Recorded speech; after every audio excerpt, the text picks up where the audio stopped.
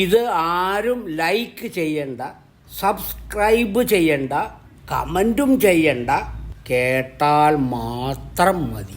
അന്യൻ്റെ പക്കലുള്ളത് കണ്ടാലും കൈക്കലാക്കരുത് എന്നാണ് കർത്തരുടെ കൽപ്പന.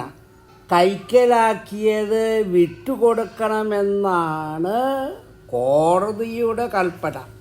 നന്ദിഗ്രാം ഗോപാലൻ പല കണക്കും കൂട്ടും. അവസാനം 8 പേരും 8 നിലയിൽ പൊട്ടും.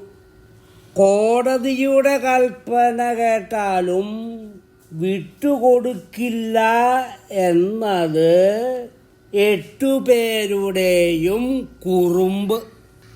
അരിയും തിന്ന് ആശാരിച്ചിയെയും കടിച്ച് പട്ടിക്ക് പിന്നെയും മുറുമുറുപ്പ്.